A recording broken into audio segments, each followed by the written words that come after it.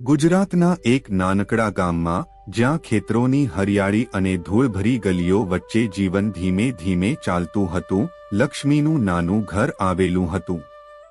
ઘર એટલે એક ખડધડ દિવાલોવાળી ઝૂંપડી, જેની છત પરથી ચોમાસામાં પાણી ટપકતું અને ઉનાળામાં ગરમીથી બધું શેકાતું. લક્ષ્મી 28 વર્ષની એક નમ્ર અને મહેનતુ સ્ત્રી આ ઘરમાં પોતાના પતિ રમેશ અને 5 વર્ષના દીકરા વિરેન સાથે રહેતી.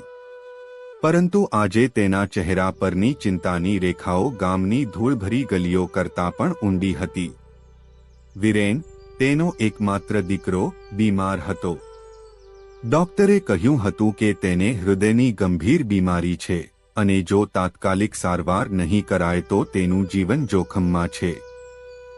સારવાર માટે 50,000 રૂપિયાની જરૂર હતી અને લક્ષ્મીના ઘરમાં તો 2 ટંકનું અનાજ પણ ભેગું કરવું મુશ્કેલ હતું. લક્ષ્મી દિવસભર ગામમાં ઘરે ઘરે કામ કરતી. ક્યારેક વાસણ ધોવાનું, ક્યારેક કપડાં ધોવાનું, તો ક્યારેક ખેતરમાં મજૂરી. પરંતુ આ બધાથી દિવસના 100 થી 150 રૂપિયા જ મળતા. રમેશ, તેનો પતિ એક મજૂર હતો. બાંધકામની જગ્યાઓ પર દિવસભર પરસેવો પાડીને પણ તે ભાગ્યે જ 200 રૂપિયા કમાતો.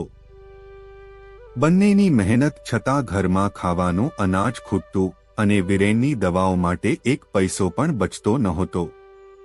લક્ષ્મી રાતે વિરેનની પડખે બેસીને તેના માથે હાથ ફેરવતી અને તેની નાની નાની શ્વાસો ગણતી. બસ બેટા, હું કંઈક વ્યવસ્થા કરીશ, તે ધીમેથી બોલતી, પણ તેના હૃદયમાં એક ડર ઘર કરી ગયો હતો. લક્ષ્મીના 2 ભાઈઓ હતા, વિજય અને રાજુ. વિજય 25 વર્ષનો, શહેરમાં એક નાની દુકાનમાં કામ કરતો હતો. તે નાનપણથી જ સપનાઓ જોતો હતો, એક મોટો બિઝનેસ શરૂ કરવાનું, શહેરમાં પોતાનું ઘર બનાવવાનું. પરંતુ તેની આવક એટલી ઓછી હતી કે તે પોતાના ખર્ચાઓ જ ભાગ્યે જ પૂરા કરી શકતો. રાજુ 20 વર્ષનો, ગામમાં જ રહેતો હતો. તે ખેતરમાં મજૂરી કરતો અને લક્ષ્મીની ચિંતા કરતો, પણ તેની પાસે પણ પૈસા નહોતા. લક્ષ્મીએ જ નાનપણમાં આ બંને ભાઈઓનો ઉછેર કર્યો હતો. તેમના માતા પિતા જ્યારે નાની ઉંમરે મૃત્યુ પામ્યા ત્યારે લક્ષ્મીએ માતા અને બહેન બંનેની ભૂમિકા નિભાવી. પરંતુ તેના લગ્ન ગરીબ ઘરમાં થયા અને ધીમે ધીમે ભાઈઓ સાથેનો સંપર્ક ઓછો થઈ ગયો. એક દિવસ લક્ષ્મીએ રાજુને ફોન કર્યો. રાજુ, વિરેનની તબિયત ખૂબ ખરાબ છે. ડોક્ટરે કહ્યું છે કે તાત્કાલિક ઓપરેશનની જરૂર છે. તું કંઈક વ્યવસ્થા કરી શકે? તેનો અવાજ થરથરતો હતો. રાજુનું હૃદય ભરાઈ આવ્યું. બેન, હું કંઈક કરીશ. તું ચિંતા ના કર, તેણે વચન આપ્યું, પણ તેની પાસે કોઈ રસ્તો નહોતો. તેણે ગામના સાહુકાર મગનભાઈ પાસે જવાનું નક્કી કર્યું. મગનભાઈ ગામનો સૌથી શ્રીમંત માણસ હતો, પણ તેની વ્યાજની શરતો એટલી કડક હતી કે ગામના લોકો તેનાથી ડરતા. રાજુએ હિંમત કરીને તેની ઓફિસમાં પગ મૂક્યો. મગનભાઈ, મારી બહેનના દીકરાને બચાવવા 50,000 રૂપિયાની જરૂર છે. તમે લોન આપી શકો? રાજુએ ધીમેથી પૂછ્યું. મગનભાઈએ તેની તરફ જોયું અને હસ્યા.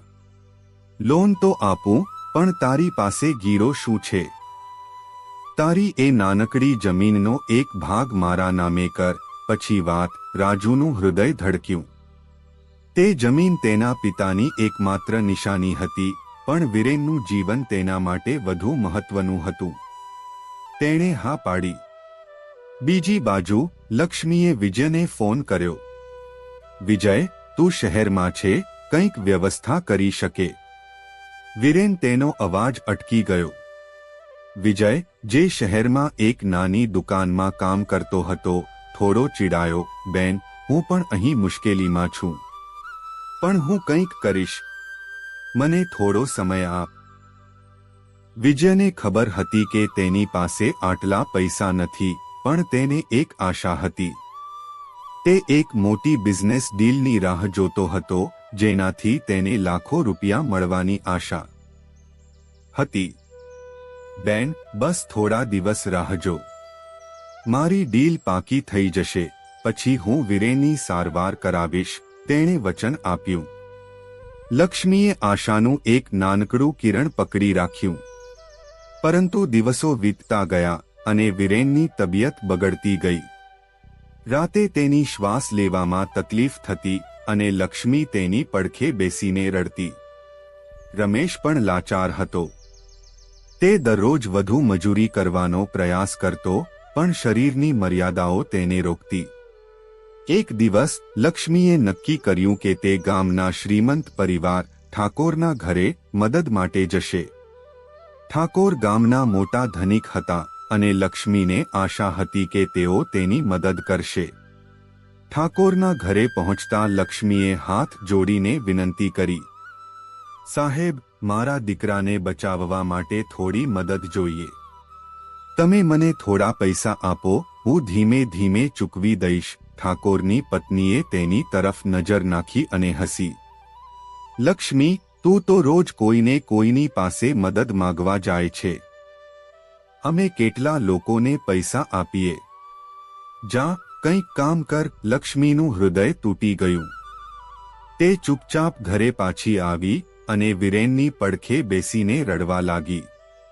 એક દિવસ રાજુ લક્ષ્મીના ઘરે આવ્યો.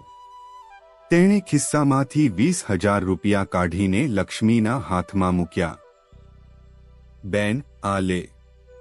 મગનભાઈએ આપ્યા છે. હું બાકીની વ્યવસ્થા પણ કરીશ. લક્ષ્મીએ પૈસા જોયા, પણ તેની આંખોમાં આનંદ નહોતો.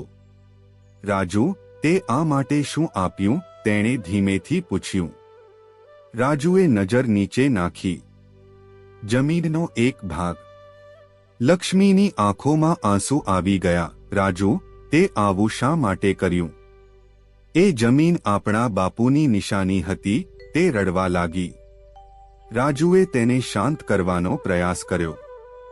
બેન, વીરેન બચી જશે તો આ બધું વળી આવશે. બીજી બાજુ વિજયની ડીલની વાત આગળ વધી રહી હતી. તેને એક મોટા બિઝનેસમેન સાથે ડીલ પાક્કી કરવાની તક મળી. જો આ ડીલ થઈ જાય તો તેને લાખો રૂપિયા મળવાના હતા. તેણે લક્ષ્મીને ફોન કર્યો. બેન, બસ હવે બધું ઠીક થઈ જશે. મારી ડીલ પાકી થવાની છે. તું વીરેનની ચિંતા ના કર. લક્ષ્મીને થોડી આશા બંધાઈ. તેણે વિજયના શબ્દો પર ભરોસો રાખ્યો. પરંતુ નસીબનું ચક્ર ફર્યું. વિજયની ડીલ છેલ્લી ઘડીએ રદ થઈ ગઈ. બિઝનેસમેને બીજી કંપની સાથે કરાર કરી લીધો અને વિજયના હાથમાં કશું આવ્યું નહીં. તે નિરાશ થઈ ગયો. તેણે લક્ષ્મીને ફોન કરવાની હિંમત ન કરી. બીજી બાજુ વીરેનની તબિયત ઝડપથી બગડી રહી હતી. લક્ષ્મી, રમેશ અને રાજુએ ગામના ડોક્ટર પાસે તેને લઈ જવાનું નક્કી કર્યું.